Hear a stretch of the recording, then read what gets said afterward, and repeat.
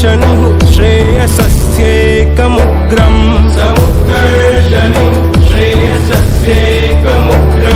परं साधनं नाम वीरव्रतम्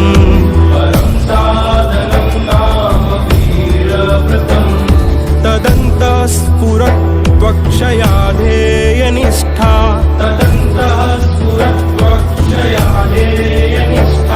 रदन्तः प्रजागर्तु तीव्रानिशम्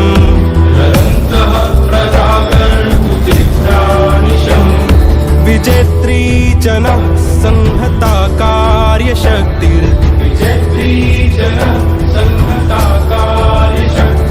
विधायास्य धर्मस्य संरक्षणम्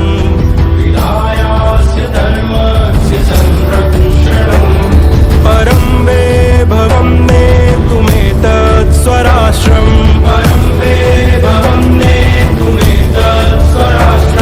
समर्था भवत्वा शिशाते भृशम्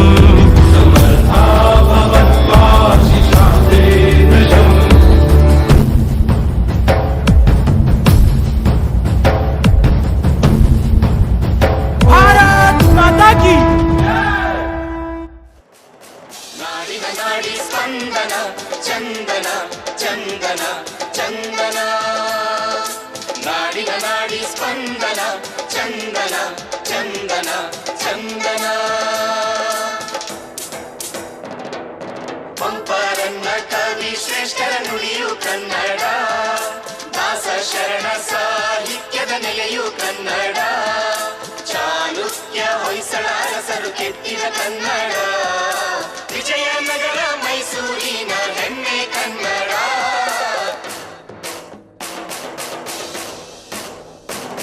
ಕಲೆ ಸಂಸ್ಕೃತಿ ವಿಜ್ಞಾನದ ಸ್ಫುರಣ ಮಾಹಿತಿ ತಂತ್ರಜ್ಞಾನದ ಕಿರಣ ಜೀವನದಿ ಜೀವ ಸಂಕುಲದ ಚೇತನ ಕನ್ನಡಿಗನ ನರನಾಡಿಯೇ ಚಂದನ ಚಂದನ ಚಂದನ ಚಂದನ ಚಂದನ ಚಂದನ ಚಂದನ ನಾಡಿನ ನಾಡಿ ಸ್ಪಂದನ ಚಂದನ ಚಂದನ ಚಂದನ.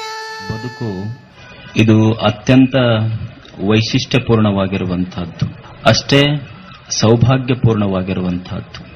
ಈ ನಿಸರ್ಗ ದೇವತೆ ನಮ್ಮೆಲ್ಲರಿಗೂ ಒಂದು ಸುಂದರವಾದ ಬದುಕನ್ನು ಕೊಟ್ಟಿದೆ. ಅವ ವಿದ್ಯಾವಂತನಿಗೆ ಬೇರೆ ಬದುಕು, ಅವಿದ್ಯಾವಂತನಿಗೆ ಬೇರೆ ಬದುಕು, ಮೇಲ್ಜಾತಿಯವನಿಗೆ ಬೇರೆ ಬದುಕು, ಕೆಳಗಿನವನಿಗೆ ಬೇರೆ ಬದುಕು, ಬಡವನಿಗೊಂದು ಬದುಕು, ಶ್ರೀಮಂತನಿಗೊಂದು ಬದುಕು ಅಂತಿಲ್ಲ. ಅವ ವಿದ್ಯಾವಂತನೇ ಇರಲಿ, ಅವಿದ್ಯಾವಂತನೇ ಇರಲಿ, ಮೇಲೆ ಇರಲಿ, ಕೆಳಗೆ ಇರಲಿ, ಬಡವನೇ ಇರಲಿ, ಶ್ರೀಮಂತನೇ ಇರಲಿ, ಎಲ್ಲರಿಗೂ ಈ ನಿಸರ್ಗ ದೇವತೆ ಒಂದು ಸುಂದರ ಬದುಕನ್ನು ಕೊಟ್ಟಿದೆ.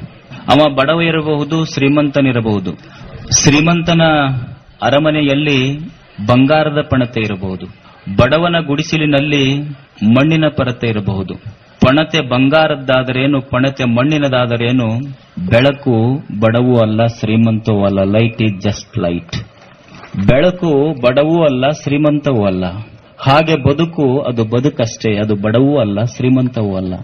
ಈ ನಿಸರ್ಗ ದೇವತೆ ಎಲ್ಲರಿಗೂ ಅಂತಹ ಒಂದು ಸುಂದರವಾದ ಬದುಕನ್ನ ನಮಗೆ ಕರುಣಿಸಿದೆ. ಇಂಥ ಬದುಕು ಇದು ಅರ್ಥಪೂರ್ಣವಾಗಬೇಕಲ್ಲ. ಮನುಷ್ಯನ ಹುಟ್ಟಿನೊಂದಿಗೆ ಈ ವಿಶ್ವದಲ್ಲಿ ಕೆಲವು ಕಾಲ ತೋರಿ ಸಾವಿನೊಂದಿಗೆ ಮರೆಯಾಗುವ ಈ ಜೀವನ ಬಹಳ ಅರ್ಥಪೂರ್ಣ ಮತ್ತು ವೈಶಿಷ್ಟ್ಯಪೂರ್ಣವಾಗಬೇಕಲ್ಲ. ಈ ಕ್ಷಣಿಕವಾಗಿರುವಂತಹ, ಕ್ಷಣಭಂಗುರವಾಗಿರುವಂತಹ ಜೀವನದಲ್ಲಿ ಮನುಷ್ಯ ಮಹತ್ತರವಾದದ್ದನ್ನು ಸಾಧಿಸಬೇಕಲ್ಲ. ದಾರ್ಶನಿಕರು, ಜ್ಞಾನಿಗಳು, ಹಿರಿಯರು ಈ ಬದುಕಿನ ಬಗ್ಗೆ ಬಹಳಷ್ಟು ಚಿಂತಿಸಿದರು. ಒಬ್ಬ ಈ ದೇಶದ ಋಷಿ ಒಂದು ಮಾತನ್ನ ಬರೀತಾನೆ, ಯಾವತ್ ಪವನೋ ನಿವಸತಿ ದೇಹೆ ತಾವತ್ ಕುಶಲಂ ಪೃಚ್ಛತಿ ಗೇಹೆ ಗತವತ್ ವಾಯವು ದೇಹ ಪಾಯೆ ಭಾರ್ಯಾ ಬಿಭ್ಯತಿ ಅಸ್ಮಿನ್ ಕಾಯೆ. ಕಣ್ಣು ನೋಡ್ತದೆ, ಕಿವಿ ಕೇಳ್ತದೆ, ಕಾಲು ನಡಿತದೆ, ಮನಸ್ಸು ಭಾವಿಸ್ತದೆ. ಎಲ್ಲಿಯವರೆಗೆ?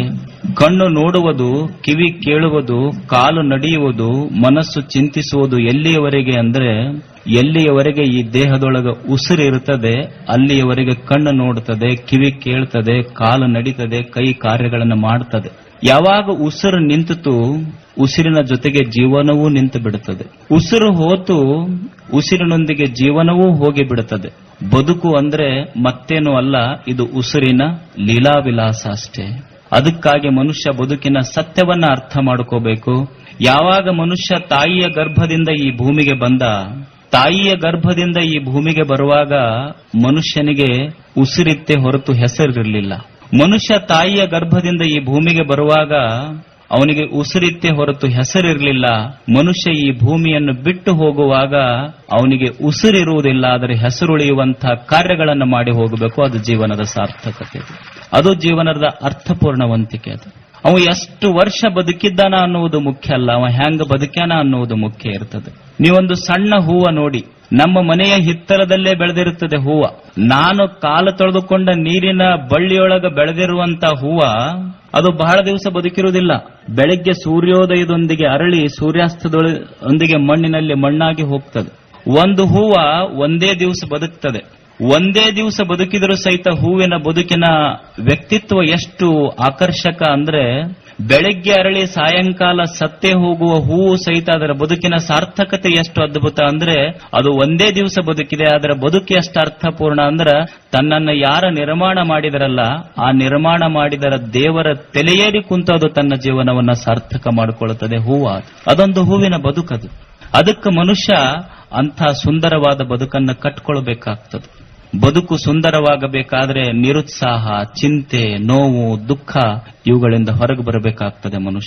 ಮನುಷ್ಯನ ಜೀವನದಲ್ಲಿ ಕ್ರಿಯಾಶೀಲತೆ, ಉತ್ಸಾಹಗಳು ಮನೆ ಮಾಡಬೇಕಾಗ್ತದೆ. ನಮ್ಮ ಬದುಕು ಹಾಗಿಲ್ಲ.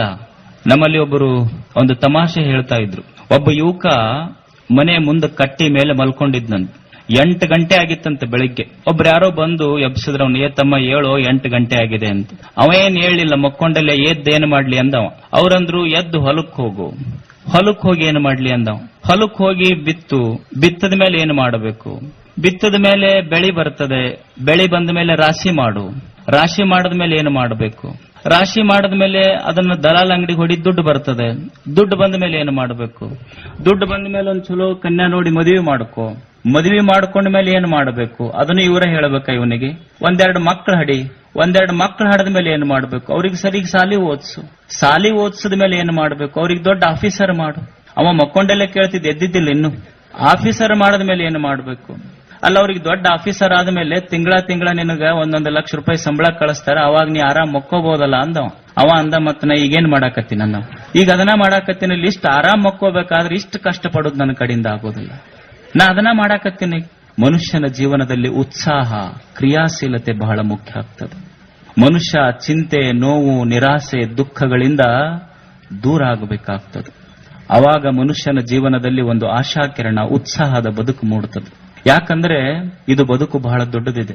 ಇದು ದೇವನ ಕರುಣೆಯಿಂದ ನಿರ್ಮಾಣವಾಗಿರುವಂತಹ ಬದುಕು. ಇದನ್ನು ನಾವ್ಯಾರೂ ಹಾಳು ಮಾಡ್ಕೋಬಾರದು ಅನ್ನುವುದೇ ದಾಸರ ಉದ್ದೇಶ. ಇದು ನಮ್ಮಲ್ಲಿ ರಮಣ ಮಹರ್ಷಿಗಳಂತಾಗಿ ಹೋದ್ರು. ಬಹಳ ದೊಡ್ಡ ಈ ದೇಶದ ಜ್ಞಾನಿಗಳು, ದಾರ್ಶನಿಕರು, ಸಂತರು ರಮಣ ಮಹರ್ಷಿಗಳು. ಅವರು ತಮ್ಮ ಆಶ್ರಮದಲ್ಲಿ ಒಂದು ಸಲ ಕುಳಿತಿದ್ರು. ಒಬ್ಬ ಯುವಕ ಅವ್ರ ಹತ್ರ ಬರ್ತಾನೆ. ಬಂದು ರಮಣ ಮಹರ್ಷಿಗಳಿಗೆ ನಮಸ್ಕಾರ ಮಾಡುತ್ತಾನೆ. ನನ್ನ ಜೀವನದಲ್ಲಿ ಬಹಳಷ್ಟು ಜಿಗುಪ್ಸೆ ಆಗಿದೆ. ನಾನು ಡಿಪ್ರೆಷನ್ ಒಳಗಿದ್ದೇನೆ. ಬಹಳಷ್ಟು ದುಃಖ ಆಗಿದೆ. ಜೀವನದಲ್ಲಿ ಬಹಳಷ್ಟು ಸೋತಿದ್ದೇನೆ. ನಾನು ಆತ್ಮಹತ್ಯೆ ಮಾಡ್ಕೋಬೇಕು ಅಂತ ಹೊಂಟೀನಿ. ಅದ್ರ ಕೊನೆಗೆ ತಮ್ಮಂತ ದೊಡ್ಡವ್ರದ್ದು ಒಂದು ಸಲ ದರ್ಶನ ತಗೊಂಡು ಹೋಗ್ಬೇಕು ಅಂತ ಬಂದೀನಿ ಅಂತ ಆ ಯುವಕ ವ್ಯಕ್ತಿ ರಮಣ ಮಹರ್ಷಿಗೆ ಹೇಳ್ತಾನೆ. ರಮಣ ಮಹರ್ಷಿಗಳು ಜನರು ಬಂದವರಿಗೆ, ಆಶ್ರಮಕ್ಕೆ ಬಂದವರಿಗೆಲ್ಲ ಊಟಕ್ಕೆ ಪತ್ರೋಳೆಯಲ್ಲಿ ಮಾಡ್ತಾ ಇದ್ರು. ಅವರು ಪತ್ರೋಳೆಯಲ್ಲಿ ಹಣಿತಾ ಇದ್ರು. ಅವ್ರು ಪತ್ರೋಳೆಯಲ್ಲಿ ಮಾಡಿ ಮಾಡಿ ಮಾಡಿ ಹೀಗೆ ಒಟ್ತಾ ಇದ್ರು. ಅವು ಯುವಕನಿಗೆ ಹೇಳಿದ್ರು, ಸ್ವಲ್ಪ ಹೊತ್ತು ಕೂಡ್ತಮ್ಮ ನೀನು ಅಂತ. ಅವಾಗ ಕುಳಿತುಕೊಂಡ. ಇವರು ಅವು ಪತ್ರೋಳೆಯಲ್ಲಿ ಮಾಡಿ ಮಾಡಿ ಮಾಡಿ ಒಂದಿಷ್ಟು ಎತ್ತರ ಮಾಡಿಟ್ರು.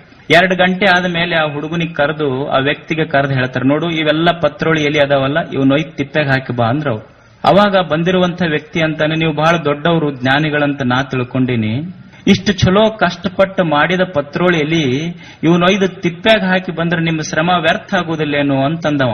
ಅವಾಗ ರಮಣ ಮಹರ್ಷಿಗಳ ಆ ವ್ಯಕ್ತಿಗೆ ಹೇಳ್ತಾರೆ, ನೋಡಪ್ಪ, ನೀನು ಆತ್ಮಹತ್ಯೆ ಮಾಡಿಕೊಳ್ಳಿಕ್ ಹೊಂಟಿಯಲ್ಲ, ಮತ್ತು ದೇವರು ನಿನ್ನನ್ನು ಬಹಳ ಕಷ್ಟಪಟ್ಟು ತಯಾರು ಮಾಡ್ಯಾನ. ನೀನು ಆತ್ಮಹತ್ಯೆ ಮಾಡಿಕೊಂಡ್ರೆ ದೇವರ ಶ್ರಮ ವ್ಯರ್ಥ ಆಗುದಿಲ್ಲೇನೋ ತಮ್ಮ? ದೇವನ ಶ್ರಮ ವ್ಯರ್ಥ ಆಗ್ತದೆ. ಅದಕ್ಕೆ ಮನುಷ್ಯ ದೇವರು ಕೊಟ್ಟಿರುವಂತಹ ಈ ಅದ್ಭುತ ಜೀವನವನ್ನ ಹಾಳು ಮಾಡಿಕೋಬಾರದು. ಅದಕ್ಕೆ ದಾಸರು, ಮಾನವ ಜನ್ಮ ದೊಡ್ಡದು, ಇದ ಹಾನಿ ಮಾಡಲಿ ಬೇಡ ಹುಚ್ಚಪ್ಪಗಳಿರ. ಇದು ಬಹಳ ದೊಡ್ಡದು. ಇದು ಯಾಕೆ ದೊಡ್ಡದು? ನಾವೆಲ್ಲಿ ಹಾನಿ ಮಾಡಿಕೊಂಡೀವಿ? ಇದು ಬಹಳ ಚಿಂತನೀಯ ವಿಷಯ. ನಾವ್ ಅಂತೀವಲ್ಲ, ದಾಸರಂದ್ರು ಮಾನವ ಜನ್ಮ ಬಹಳ ದೊಡ್ಡದಿದು. ಅಲ್ರಿ, ನೋಡ್ಲಿಕ್ಕೆ ಇಷ್ಟ ಅದನ್ನ ಮನುಷ್ಯ ದೊಡ್ಡದು ಅಂದ್ರೆ ಆನೆ ದೊಡ್ಡದೈತೆ ಅಂದ್ರ ಚಲೋ, ಡೈನೋಸಾರ್ ಅದಕ್ಕಿಂತ ದೊಡ್ಡದೈತೆ ಅಂದ್ರೆ ಚಲೋ. ಮನುಷ್ಯ ದೊಡ್ಡವ ಹೆಂಗಾಗ್ತಾನ? ಮನುಷ್ಯ ಗಾತ್ರದಲ್ಲಿ ಚಿಕ್ಕವನಿರಬಹುದು, ಆದ್ರೆ ಪಾತ್ರದಲ್ಲಿ ಬಹಳ ದೊಡ್ಡವನಿದ್ದಾನೆ. ಅದು ಮನುಷ್ಯನ ವೈಶಿಷ್ಟ್ಯತೆ. ಅದು ನೀವು ನೋಡಿ, ಒಂದು ಬೀಜ ಇರ್ತದೆ. ಬೀಜ ಹೀಗೆ ಒಡೆದು ನೋಡಿದ್ರೆ ಅದರೊಳಗೆ ಏನೂ ಇಲ್ಲ, ಅದು ಮಣ್ಣು ಅಷ್ಟೇ.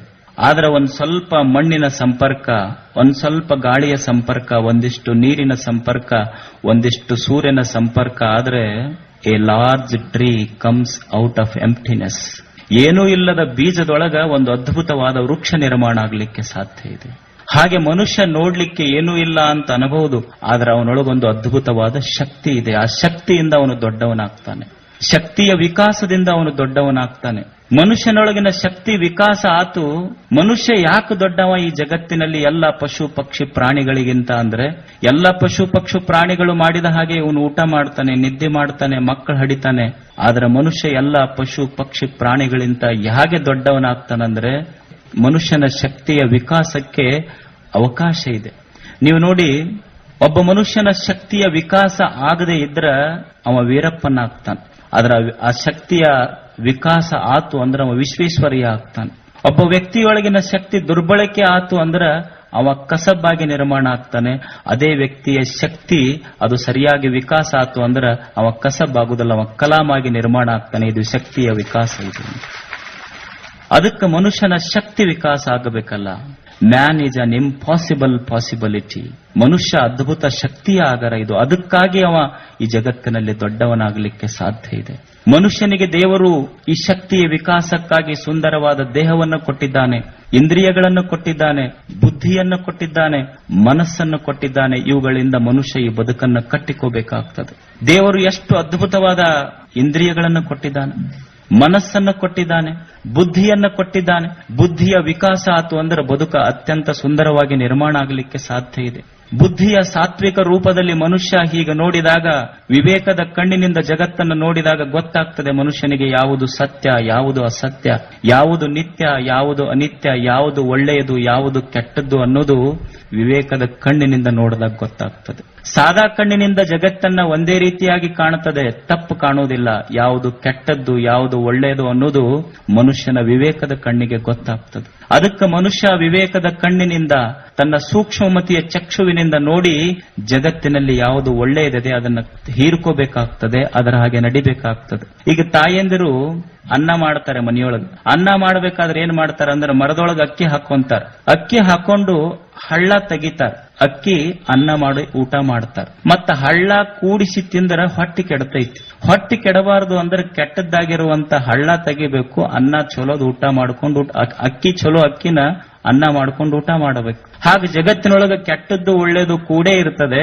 ಹಳ್ಳದಂಗ ಕೆಟ್ಟದ್ದನ್ನ ತೆಗಿಬೇಕು, ಒಳ್ಳೆಯದನ್ನ ಅನ್ನ ಸ್ವೀಕಾರ ಮಾಡದಂಗ ಮಾಡಿಕೊಂಡ್ವಿ ಅಂದ್ರೆ ಬದುಕು ಸುಂದರವಾಗ್ತದೆ. ಇದು ಸಿದ್ಧಾಂತ, ಇದು ದರ್ಶನ. ಇದು ಅಂತ ಇದು ಸ್ಕ್ಯಾನ್ ಮಾಡುವುದಷ್ಟೇ. ವಿಚಾರ ಅನ್ನುವುದರೊಳಗ, ಬುದ್ಧಿಯ ಸೂಕ್ಷ್ಮತೆಯೊಳಗ ಜಗತ್ತಿನ ಒಳ್ಳೆಯದು ಕೆಟ್ಟದ್ದು ಇದು ಬಿಡಿಸಿ ತೋರಿಸ್ತದೆ ಮನುಷ್ಯನಿಗೆ. ಯಾವುದು ಒಳ್ಳೆಯದಿದೆ, ಯಾವುದು ಕೆಟ್ಟದ್ದಿದೆ ಅಂತ ದ ಪವರ್ ಆಫ್ ಡಿಸ್ಕ್ರಿಮಿನೇಷನ್, ಅಂತ ಅದ್ಭುತ ಶಕ್ತಿಯನ್ನ ದೇವರು ನಮಗ್ ಇಟ್ಟಾನ.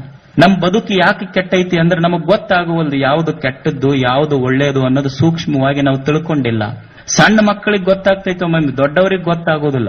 ನೀವು ನೋಡಿ, ಒಂದು ಸಣ್ಣ ಪ್ರಯೋಗ ಹೇಳ್ತೇನೆ ನಿಮಗೆ. ಒಂದು ಟೇಬಲ್ ಹಾಕಿ, ಒಂದು ಕುರ್ಚಿ ಹಾಕಿ, ಒಂದು ಬಾಟ್ಲಿ ಒಳಗೆ ನೀವು ಹಾಲು ಇಡ್ರಿ, ಹಾಲು, ಮತ್ತು ಒಂದು ಬಾಟ್ಲಿ ಒಳಗೆ ಅಲ್ಕೋ ಹಾಲು ಇಡ್ರಿ. ಅಲ್ಕೋ ಹಾಲು ಅಂದ್ರೆ ಗೊತ್ತಾಗ್ತದಲ್ಲ, ಸರಾಯಿ. ಮಗುವಿಗೆ ಕುಂದಿರ್ಸಿರಿ ಕುರ್ಚಿ ಮೇಲೆ, ಮಗ ಯಾವಾಗ ಕುಡಿತೈತಿ? ಹಾಲು ಕುಡಿತೈತಿ, ಅದು ಅಲ್ಕೋ ಹಾಲು ಮುಟ್ಟೋದಿಲ್ಲ. ಮತ್ತ ಹುಡುಗನ್ ನೆಬ್ಬಸ್ರಿ, ಮತ್ತೊಂದು ಗ್ಲಾಸ್ನಾಗ ಹಾಲು ಇಡ್ರಿ, ಒಂದು ಗ್ಲಾಸ್ನಾಗ ಅಲ್ಕೋ ಹಾಲು ಇಟ್ಟು ಅವ್ರ ಅಪ್ಪನ ಕೂಡಿಸ್ರಿ. ನೀವು ಅವ್ರ ಅಪ್ಪ ಏನ್ ಕುಡಿತಾನೆ? ಹಾಲು ಕುಡಿದ್ರೆ ಅವ್ರ ಮನಿ ದೇವರಾಣಿ, ಅವ ಅಲ್ಕೋ ಹಾಲ ಕುಡಿಯುವುದು. ಅದಕ್ಕ ಆ ಹುಡುಗ ಅಂತಿರ್ತೈತಿ, ಅಪ್ಪ ಇಷ್ಟು ತಿಳುವಳಿಕೆ ನಿನಗಿಲ್ಲ, ನನಗಿರುವಷ್ಟು.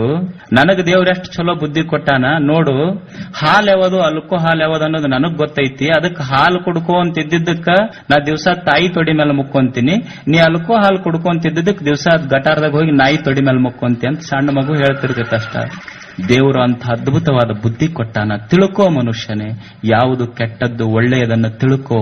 ಮನಸ್ಸು ಕೊಟ್ಟಿದ್ದಾನೆ ದೇವರು, ಅದ್ಭುತವಾದಂತಹ ಮನಸ್ಸು. ಈ ಜಗತ್ತಿನಲ್ಲಿ ಯಾರು ದೊಡ್ಡವರಾಗ್ತಾರ ಅಂದ್ರ ನಾವೆಲ್ಲ ತಿಳ್ಕೊಂಡಿವಿ. ಯಾರು ದೊಡ್ಡ ಕುರ್ಚಿ ಮೇಲೆ ಕುಂತಾರ ಅವ್ರು ದೊಡ್ಡವರಾಗ್ತಾರ. ಯಾರ ಹತ್ರ ಬಹಳ ದುಡ್ಡಿದೆ ಅವರು ದೊಡ್ಡವರಾಗ್ತಾರ. ಯಾರ ಹತ್ರ ಒಂದು ದೊಡ್ಡ ಮನೆ ಇದೆ ಅವರು ದೊಡ್ಡವರಾಗ್ತಾರ. ಆದ್ರೆ ಮಹಾತ್ಮ ಗಾಂಧೀಜಿಯವರ ಹತ್ರ ಯಾವೂ ಇರಲಿಲ್ಲ, ಆದ್ರೂ ಜಗತ್ತ ಮಹಾತ್ಮ ಅಂತ ಕರೀತ ಅವರಿಗೆ. ಬಸವಣ್ಣವ್ರ ಹತ್ರ ಏನೂ ಇರಲಿಲ್ಲ, ಆದ್ರೆ ಜಗತ್ತ ಮಹಾತ್ಮ ಅಂತ ಕರೀತು. ಬುದ್ಧನ ಹತ್ರ ಏನೂ ಇರಲಿಲ್ಲ, ಆದ್ರೂ ಜಗತ್ತ ಮಹಾತ್ಮ ಅಂತ ಕರೀತು. ಒಬ್ಬ ವ್ಯಕ್ತಿ ದೊಡ್ಡವನಾಗುವುದು ದೊಡ್ಡ ಕುರ್ಚಿ ಮೇಲೆ ಕುಂತರೂ ದೊಡ್ಡವನಾಗುವುದಿಲ್ಲ. ಅವನ ಹತ್ರ ಒಂದು ದುಡ್ಡು ಇದ್ರು, ಬಹಳ ದುಡ್ಡಿದ್ರು ದೊಡ್ಡವನಾಗುವುದಿಲ್ಲ. ದೊಡ್ಡ ಮನೆ ಇದ್ರೂ ದೊಡ್ಡವನಾಗುವುದಿಲ್ಲ. ಯಾರೊಳಗೆ ದೊಡ್ಡ ಮನಸ್ಸು ಇರ್ತದೆ ಅವ ದೊಡ್ಡವನಾಗ್ತಾನೆ ಈ ಭೂಮಿಯ ಮೇಲೆ. ದೊಡ್ಡ ಮನಸ್ಸು ವ್ಯಕ್ತಿಯನ್ನು ದೊಡ್ಡದನ್ನಾಗಿ ಮಾಡುತ್ತದೆ.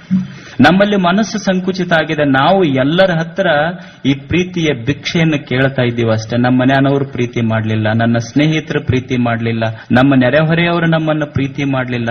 ಆದ್ರೆ ದೇವರು ನಮ್ಮೆಲ್ಲರ ಎದೆಯೊಳಗೊಂದು ಪ್ರೇಮದ ಸಮುದ್ರ ತುಂಬಿಟ್ಟಾನ. ನಮ್ಮೆಲ್ಲರ ಎದೆಯಲ್ಲಿ ಒಂದು ಪ್ರೇಮದ ಸಮುದ್ರ ತುಂಬಿಟ್ಟಾನ. ಆದ್ರೆ ನಾವು ಇನ್ನೊಬ್ಬರ ಹತ್ರ ಈ ಪ್ರೇಮದ ಭಿಕ್ಷೆಯನ್ನು ಕೇಳಿ ಭಿಕ್ಷುಕರಾದಿವೆ ಹೊರತು ನಮ್ಮ ಎದೆಯೊಳಗಿದ್ದ ಪ್ರೀತಿಯನ್ನ ಜಗತ್ತಿಗೆ ಹಂಚಿ ದಾನಿಗಳಾಗಲಿಲ್ಲ. ಇದು ಮನುಷ್ಯನ ದುರ್ದೈವ ಅಷ್ಟೇ. ಮನುಷ್ಯ ಹಂಚಬೇಕಾಗ್ತದೆ. ಅಂತಹ ಅದ್ಭುತವಾದ ಮನಸ್ಸು ದೇವರು ನಮಗೂ ಕೊಟ್ಟಿದ್ದಾನೆ. ಅದ್ಭುತವಾದ ಇಂದ್ರಿಯಗಳು. ಭದ್ರಂ ಕರ್ಣೇಭಿ ಶೃಣಯಾಮ ದೇವಾಹ ಭದ್ರಂ ಪಶ್ಯೇಮಾಕ್ಷವಿರ್ಯ ಜತ್ರಾಹ. ಋಷಿಯ ಪ್ರಾರ್ಥನೆ ಇದು. ಬೆಳಗ್ಗೆ ಎದ್ದು ಅವರು ಪ್ರಾರ್ಥನಾ ಮಾಡ್ತಿದ್ರು. ಅವರ ಪ್ರಾರ್ಥನೆ ಎಷ್ಟು ಅದ್ಭುತವಾಗಿದೆ ನೋಡಿ. ದೇವರೇ, ನನ್ನ ಕಣ್ಣುಗಳು ಒಳ್ಳೆಯದನ್ನ ನೋಡಲಿ, ನನ್ನ ಕಿವಿಗಳು ಒಳ್ಳೆಯದನ್ನ ಕೇಳಲಿ, ನನ್ನ ಮನಸ್ಸು, ದೇಹ, ಬುದ್ಧಿ, ಭಾವನೆಗಳು, ನನ್ನ ಪ್ರತಿಯೊಂದು ಅಂಗಗಳು ಅದ್ಭುತವಾದ ಒಳ್ಳೆಯ ಕಾರ್ಯಗಳನ್ನೇ ಮಾಡಲಿ. ಯಾಕಂದ್ರೆ ಈ ಬದುಕು, ಈ ದೇಹ ಇದು ದೇವನಿಂದ ನಿರ್ಮಾಣವಾಗಿರುವಂತಹದ್ದು. ಅಷ್ಟು ಅದ್ಭುತವಾದ ಬದುಕು ದೇವರು ಮನುಷ್ಯನಿಗೆ ಕೊಟ್ಟಿದ್ದಾನೆ. ಈ ಇಂದ್ರಿಯಗಳಿಂದ, ದೇಹಗಳಿಂದ ಮನುಷ್ಯ ಅದ್ಭುತವಾದ ಕೆಲಸ ಮಾಡಬೇಕಾಗ್ತದೆ. ನೀನು ಇದನ್ನು ಸರಿಯಾಗಿ ಇಂದ್ರಿಯಗಳನ್ನು ಬಳಸಲಿಲ್ಲ, ಇದು ಕೆಟ್ಟ ಹೋಗ್ತದೆ. You use it, otherwise you lose it. ನೀನು ಇದನ್ನ ಸರಿಯಾಗಿ ಬಳಸದೆ ಇದ್ರ ಕೆಟ್ಟ ಹೋಗ್ತದಷ್ಟೇ. ಕಣ್ಣಿನಿಂದ ಒಳ್ಳೆಯದನ್ನ ನೋಡಬೇಕಾಗ್ತದೆ, ಕಿವಿಯಿಂದ ಒಳ್ಳೆಯದನ್ನ ಕೇಳಬೇಕು, ಕೈಯಿಂದ ಒಳ್ಳೆಯದನ್ನ ಮಾಡಬೇಕು, ಕಾಲಿನಿಂದ ಒಳ್ಳೆಯದ ಕಡೆಗೆ ಹೆಜ್ಜೆ ಹಾಕಬೇಕಾಗ್ತದೆ. ಕಾಲು ಸಣ್ಣ ಇರಬಹುದು, ಆದರೆ ಹಿಮಾಲಯ ಪರ್ವತವನ್ನೇ ಹತ್ತುವ ಸಾಮರ್ಥ್ಯ ದೇವರು ಕಾಲುಗಳಿಗೆ ಕೊಟ್ಟಾನ. ಕೈ ಸಣ್ಣ ಇರಬಹುದು, ಆದರೆ ಸಾವಿರ ಜನರ ಕಣ್ಣೀರನ್ನೊರೆಸುವ ಸಾಮರ್ಥ್ಯ ಕೈಗಳಿಗೆ ದೇವರು ಕೊಟ್ಟಾನ. ಯಾವಾಗ ಕೈ ಶ್ರೇಷ್ಠ ಆಗ್ತಾವ ಅಂದ್ರ ಕೇವಲ ಜೀವನದಲ್ಲಿ ಗೆದ್ದ ವ್ಯಕ್ತಿಗಳ ಚಪ್ಪಾಳೆ ಹೊಡೆಯುವ ಕೈಗಳಷ್ಟೇ ಶ್ರೇಷ್ಠ ಆಗುವುದಿಲ್ಲ. ಸೋತ ವ್ಯಕ್ತಿಯ ಕಣ್ಣೀರನ್ನೊರೆಸುವ ಕೈಗಳು ಬಹಳ ದೊಡ್ಡ ಆಗ್ತಾವ ಜಗತ್ತಿನೊಳಗೆ. ಕೈಗಳ ಸಾಮರ್ಥ್ಯ ಅಷ್ಟು ಅದ್ಭುತ. ಸ್ವಲ್ಪ ಕೈಗಳನ್ನ ಬಳಸಿ ಬಿಟ್ರೆ ಬೇಲೂರು, ಹಳೆಬೀಡು, ಹಂಪೆ ನಿರ್ಮಾಣ ಆಗುವ ಸಾಮರ್ಥ್ಯ ಇದರೊಳಗೆ ಕೊಟ್ಟಾನ. ಒಂದು ವಾದ್ಯದ ಮೇಲೆ ಹೀಗೆ ಕೈ ಆಡಿಸಿ ಬಿಟ್ರೆ ಸಾವಿರ ರಾಗಗಳು ಉತ್ಪತ್ತಿಯಾಗುವಂತಹ ಸಾಮರ್ಥ್ಯ ದೇವರ ಕೈಯೊಳಗೆ ಕೊಟ್ಟಾನ. ಇದನ್ನ ಸರಿಯಾಗಿ ಬಳಸಬೇಕೆ ಹೊರತು ಇನ್ನೊಬ್ಬರ ಹತ್ರ ಬೇಡಿ ಭಿಕ್ಷುಕನಾಗಬಾರದು ಮನುಷ್ಯ. ಸ್ವಂತ ದುಡಿದು, ಸ್ವಂತ ಗಳಿಸಿ, ಶ್ರಮ ಪಟ್ಟು, ಬೆವರು ಸುರಿಸಿ ಪಡ್ಕೋಬೇಕಾಗ್ತದ ಮನುಷ್ಯ. ಅದಕ್ಕೆ ಡಿವಿಜಿ ಅಂತಾನೆ, ಮನುಷ್ಯನೇ ಇನ್ನೊಬ್ಬರಿಗೆ ಮೋಸ ಮಾಡಿ, ದೇವರು ನಿನಗೆ ಕೈ ಕೊಟ್ಟಾನಲ್ಲ, ನೀನು ದುಡಿದು ಬದುಕು, ಇನ್ನೊಬ್ಬರಿಗೆ ಮೋಸ ಮಾಡಿ ಬದುಕಬೇಡ. ಅನ್ನವ ನುಣ್ಣುವಾಗ ಕೇಳ್, ಅದ ಬೇಯಿಸಿದ ನೀರ್, ನಿನ್ನ ದುಡಿಮೆಯ ಫಲವೋ ಪರರ ಕಣ್ಣೀರು. ಮನುಷ್ಯನೇ ಒಂದು ಕ್ಷಣ ನೀನು ಊಟಕ್ಕೆ ಕುಂತಾಗ ಕೈಯೊಳಗ ಅನ್ನದ ತುತ್ತು ತಗೊಳ್ತೀಯಲ್ಲ, ಒಂದು ಕ್ಷಣ ಹಿಂಗ್ ಹಿಡ್ಕೊಂಡು ನೋಡು. ಊಟ ಮಾಡಬೇಡ, ಅದನ್ನ ಬಾಯಿ ಮುಂದಿಟ್ಟುಕೊಂಡು ಒಂದು ಸಲ ವಿಚಾರ ಮಾಡು. ನೀ ಕೈಯೊಳಗೆ ಹಿಡಿದಿರುವಂತ ತುತ್ತೇನಿದೆ ಅದು ನೀನು ಕಷ್ಟಪಟ್ಟ ಬೆವರಿನ ಹನಿಯೊಳಗ ಕುದ್ದಾದೋ ಅಥವಾ ಇನ್ನೊಬ್ಬರ ಪರರ ಕಣ್ಣೀರೊಳಗೆ ನೀನು ಅನ್ನ ಕುದ್ದೈತೆ ಅನ್ನೋದೊಂದು ಕ್ಷಣ ವಿಚಾರ ಮಾಡು. ನಿನಗೆ ಗೊತ್ತಾಗ್ತದೆ ಬದುಕು ಎಷ್ಟು ದೊಡ್ಡದಿದೆ. ಅದಕ್ಕೆ ಮನುಷ್ಯನಿಗೆ ದೇವರು ಕೈಗಳನ್ನು ಕೊಟ್ಟಾನಲ್ಲ, ದುಡಿದು ಬದುಕಬೇಕಷ್ಟೇ. ನಾವು ಬಾಳಿದೆ ರೀ, ದುಡಿಬೇಕಂತ ಮಾಡಬೇಕಂತ ಬಾಳಿದೆ, ಏನ್ ಮಾಡೋದು? ನಮ್ ಕೈಯಾಗ ದುಡ್ಡಿದ್ರೆ ನಾವು ಬಾಳ ಮಾಡ್ತಿದ್ವಿ. ಹಿಂಗ ಸಾಮಾನ್ಯವಾಗಿ ನಾವೆಲ್ಲರೂ ಅನ್ನೋದಿಲ್ಲ. ನನಗೂ ಮಾಡಬೇಕಂತ ಬಾಳಿದೆ, ಇಲ್ಲಂತೇನಿಲ್ಲ. ಕೈಯಾಗ ದುಡ್ಡಿದ್ರೆ ನಾನು ಬಹಳ ಮಾಡ್ತಿದ್ದೆ, ಕೈಯಾಗ ಸ್ವಲ್ಪ ದುಡ್ಡಿಲ್ಲ ಅಂತ ನಾವು ಅಂತಿರ್ತೀವಿ. ಒಬ್ಬ ಹಿಂದಿ ಕವಿ ಬಹಳ ಸುಂದರವಾದ ಮಾತು ಬರೀತಾನೆ. ಇನ್ಸಾನ್ कहता है हाथ में पैसा आ जाए कुछ करके दिखाता हूँ. इंसान कहता है हाथ में पैसा आ जाए कुछ करके दिखाता हूँ. पैसा कहता है कुछ करके तो दिखाओ तो मैं हाथ में आता हूँ. ಮನುಷ್ಯ ಅಂತಿರ್ತಾನ, ಒಂದ್ ಸ್ವಲ್ಪ ಕೈಯಾಗ ದುಡ್ಡಿದ್ರೆ ನಾನು ಏನಾರ ಮಾಡೇ ಬಿಡ್ತಿದ್ದೆ ಅಂತ. ಅದು ರೊಕ್ಕ ಅಂತಿರ್ತೈತಿ. ಮೊದಲು ಏನಾರ ಮಾಡ ಆಮೇಲೆ ನಿನ್ ಕೈಯಾಗ ಬರ್ತೀನಿ ಅಂತ ರೊಕ್ಕ ಅಂತಿರ್ತೈತಿ ಅದು. ಅದಕ್ಕೆ ಮನುಷ್ಯನ ಜೀವನದಲ್ಲಿ ಇದು ವಿಕಾಸ ಆಗಬೇಕಾದ್ರೆ ದುಡಿಮೆಯೊಂದೇ ಅದ್ಭುತ ಮಂತ್ರ. ಅದಕ್ಕೆ ನಾವೆಲ್ಲ ಥಾಮಸ್ ಆಲ್ವಾ ಎಡಿಸನ್ ಅನ್ನ ಬಗ್ಗೆ ಕೇಳಿದ್ದೇವೆ. ಥಾಮಸ್ ಆಲ್ವಾ ಎಡಿಸನ್ ಈ ಬೆಳಕು ಕಂಡುಹಿಡಿದ, ಲೈಟ್ ಕಂಡುಹಿಡಿದ ವಿಜ್ಞಾನಿ. ಅವನೊಂದು ಲ್ಯಾಬೊರೇಟರಿ ಇತ್ತು. ಆ ಲ್ಯಾಬೊರೇಟರಿಯ ಮುಂದೆ ಒಂದು ಸಣ್ಣ ಗುಡಿಸಲ, ಆ ಗುಡಿಸಲಿನೊಳಗೊಬ್ಬ ತಾಯಿ, ಒಂದು ಮಗ, ತಂದೆ ಇಲ್ಲ, ವಿಧವೆ ತಾಯಿ, ಮಗು. ಇನ್ನೊಬ್ಬರ ಮನೆಯಲ್ಲಿ ಮುಸ್ರಿ ತಿಕ್ಕಿ ಕಸ ಹೊಡೆದು ಬದುಕುವಂತ ಹೆಣ್ಮಗಳು. ಆಕಿಗಷ್ಟೇ ಗೊತ್ತು ಥಾಮಸ್ ಆಲ್ವಾ ಎಡಿಸನ್ ಬಹಳ ದೊಡ್ಡ ವಿಜ್ಞಾನಿ. ಬಹಳಷ್ಟು ಜನ ಅವನಿಗೆ ಭೇಟಿಯಾಗ್ಲಿಕ್ಕೆ ಬರ್ತಾರೆ. ಸಣ್ಣ ಮಗನ ಬಗ್ಗೆ ಒಂದು ಕನಸು ಕಂಡ್ಲು ತಾಯಿ, ನನ್ನ ಮಗ ಥಾಮಸ್ ಆಲ್ವಾ ಎಡಿಸನ್ ಆಗಬೇಕು. ಎಲ್ಲಿ ಕನಸು ಬಿತ್ತು ಅಂದ್ರ ಗುಡಿಸಿಲಿನೊಳಗಿರುವ ತಾಯಿಯೊಳಗೊಂದು ಕನಸು ಬಿತ್ತು, ನನ್ನ ಮಗ ಥಾಮಸ್ ಆಲ್ವಾ ಎಡಿಸನ್ ಆಗಬೇಕು. ಮತ್ತ ಕನಸು ಗುಡಿಸಿಲಿನೊಳಗ ಬೀಳ್ತಾವೆ, ಯಾಕಂದ್ರೆ ಅರಮನೆಯೊಳಗೆ ಬೀಳುದಿಲ್ಲ. ಅವರು ಕೂಡುದು ಬಂದು ಮಕ್ಕಳೊಳಗ ರಾತ್ರಿ 12 ಮುಕ್ಕೋತಾರೆ, ಬೆಳಗ್ಗೆ ಹೇಳೋದು 12ಕ್ಕೆ ಹೇಳ್ತಾರ. ಅವ್ರು ಕನಸು ಹೆಂಗ್ ಬೀಳ್ತಾವ? ಗುಡಿಸಿಲ್ನಾಗಿದ್ದವರಿಗೆ ಕನಸು ಬೀಳುದು. ತಾಯಿಗೆ ಕನಸು ಬಿತ್ತು, ನನ್ನ ಮಗ ಥಾಮಸ್ ಆಲ್ವಾ ಎಡಿಸನ್ ಆಗಬೇಕು. ನೋಡಿ, ಮುಸ್ರಿ ತಿಕ್ಕುವ ಹೆಣ್ಮಗಳ ಕನಸು ಕಟ್ಟಾಳ, ನನ್ನ ಮಗ ಥಾಮಸ್ ಆಲ್ವಾ ಎಡಿಸನ್ ಆಗಬೇಕು. ಒಂದು ದಿವಸ ತನ್ನ ಮಗನ ಹುಟ್ಟುಹಬ್ಬ ಇರ್ತದೆ. 6 ವರ್ಷದ ಹುಡುಗ ಸ್ನಾನ ಮಾಡಿಸಿ ಬಟ್ಟೆ ಹಾಕೊಂಡು ಮಗನಿಗೆ ಥಾಮಸ್ ಆಲ್ವಾ ಎಡಿಸನ್ ಹತ್ರ ಕರ್ಕೊಂಡು ಹೋಗ್ತಾಳ ತಾಯಿ. ಯಪ್ಪ, ಇವತ್ ನನ್ನ ಮಗನ ಹುಟ್ಟುಹಬ್ಬ ಇದೆ, ನನ್ನ ಮಗ ಇವತ್ತು ಅವನು ಹುಟ್ಟುಹಬ್ಬ ಇದೆ, ಒಂದು ಸಂದೇಶ ಹೇಳ್ರಿ ನನ್ನ ಮಗನಿಗೆ. ನಿಮ್ಮ ಒಂದು ಸಂದೇಶ ಕೇಳಿದ್ರೆ ನನ್ನ ಮಗ ಥಾಮಸ್ ಆಲ್ವಾ ಎಡಿಸನ್ ಆಗಬೇಕು. ನೀವು ಒಂದು ಸಂದೇಶ ಹೇಳ್ರಿ, ಅವನು ಹುಟ್ಟುಹಬ್ಬ ಇದೆ ಇವತ್ತು.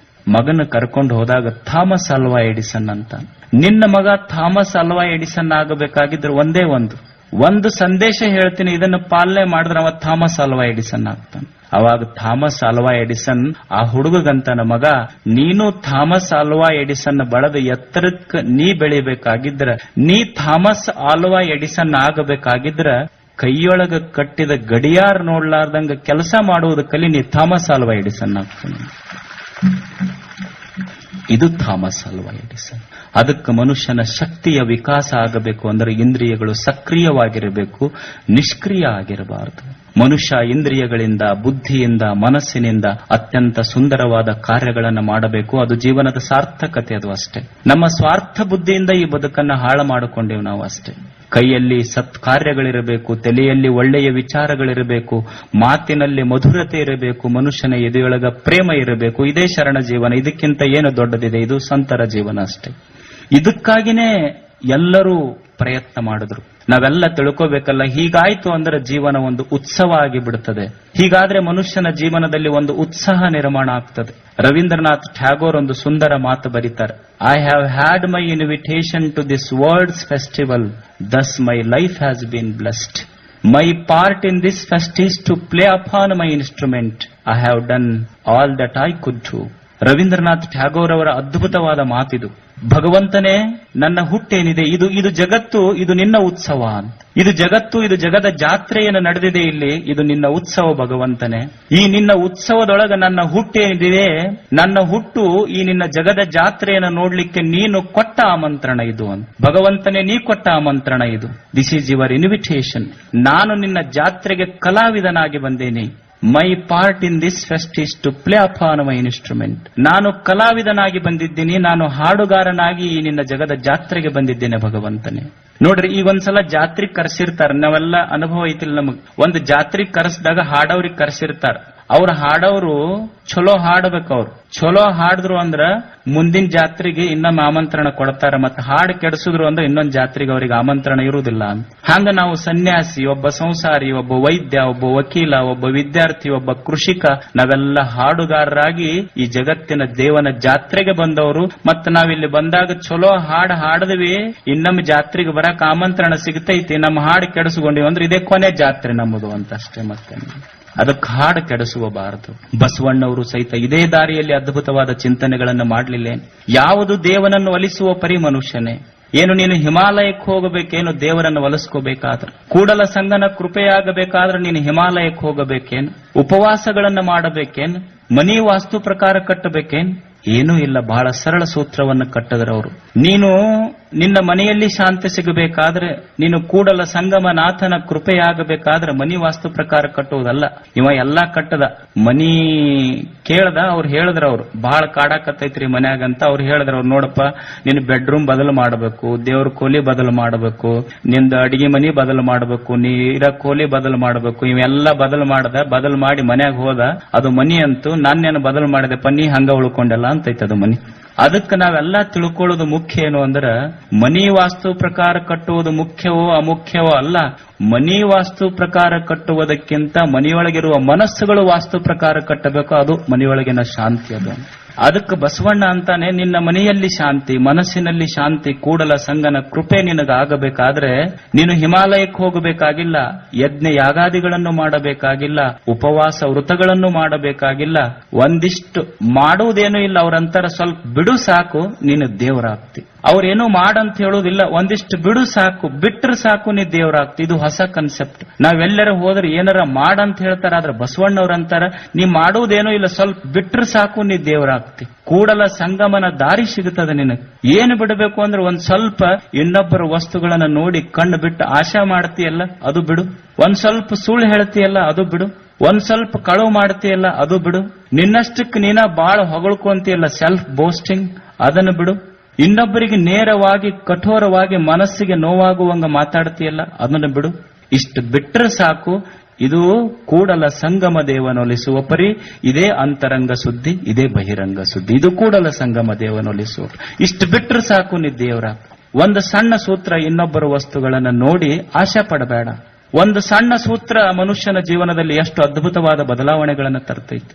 ಒಂದು ಊರೊಳಗೊಬ್ಬ ಹಣ್ಣು ಮಾರ್ತಿದ್ದ. ಒಂದು ಹಳ್ಳಿ, ಆ ಹಳ್ಳಿಯಲ್ಲಿ ಒಬ್ಬ ಮಾವಿನ ಹಣ್ಣು, ಬ್ಯಾಸಗಿ ದಿವಸಕ್ಕೆ ಮಾವಿನ ಹಣ್ಣು ಮಾರಾಕ್ ಬಂದಿದ್ದ. ಎಲ್ಲಾ ಊರಿನ ಹುಡುಗರು ಹಣ್ಣು ತಗೊಂಡು, ಅಲ್ಲೊಂದು ಬಹಳ ಬಡವಿ ಹುಡುಗಿ, ಅದಕ್ಕೆ ಮಾವಿನ ಹಣ್ಣು ಖರೀದಿ ಮಾಡುವಷ್ಟು ರೊಕ್ಕ ಇಲ್ಲ.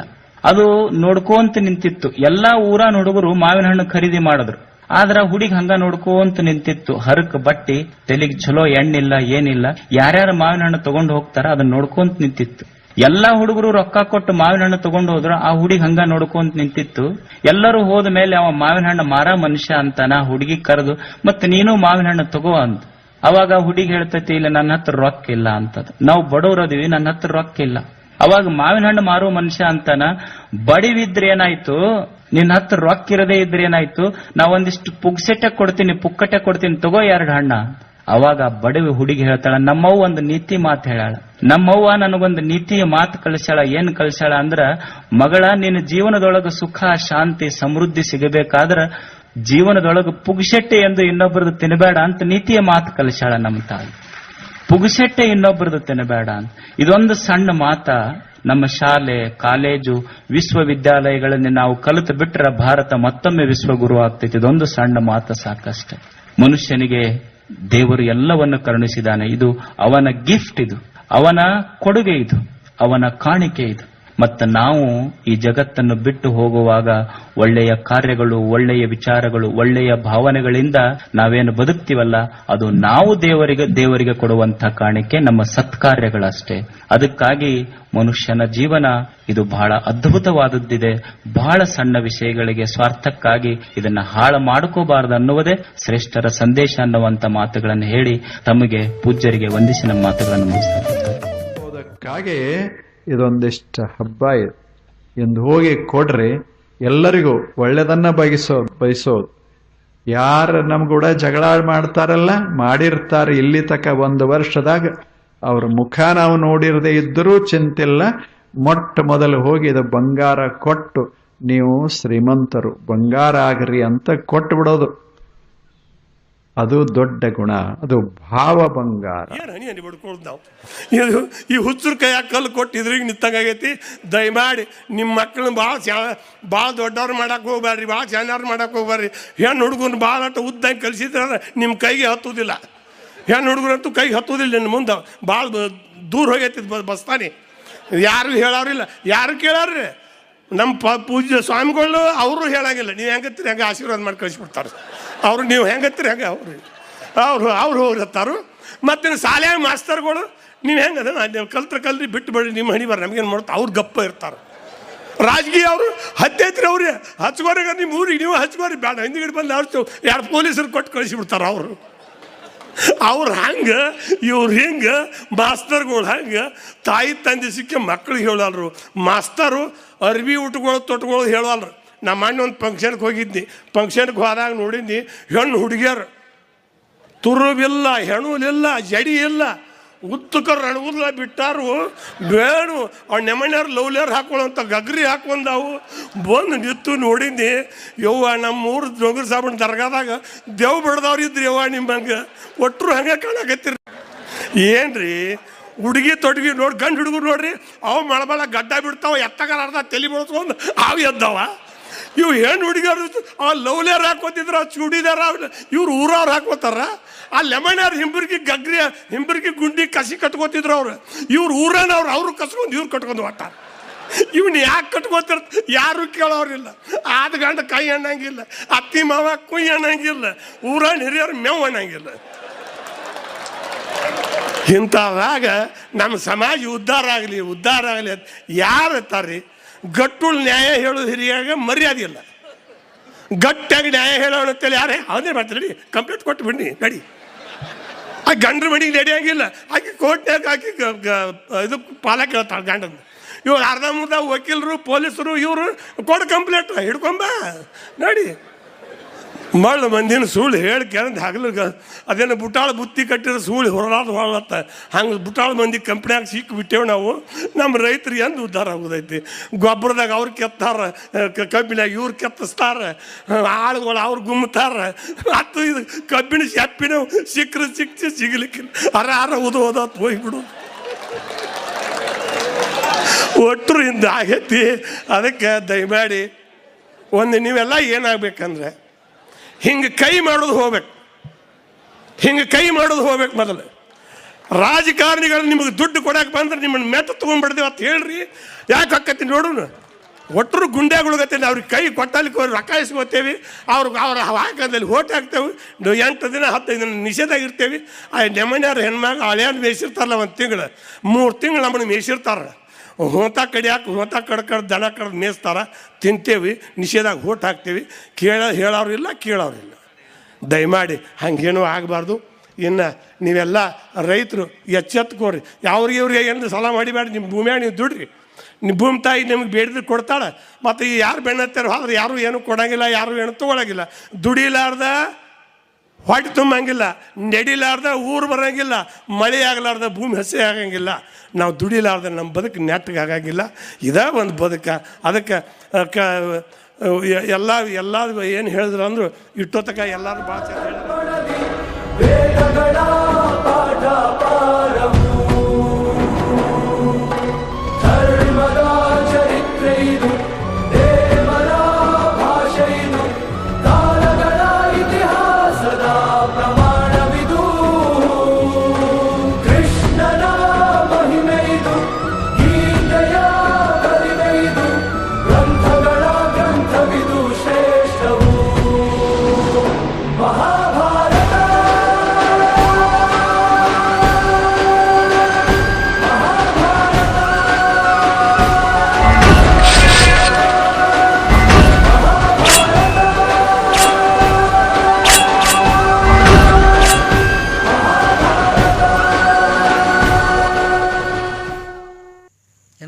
ಗುಡ್ಡಾಪುರದ ನಮ್ಮನ್ನು ಪುರಾಣ ಕೇಳಿರಿ.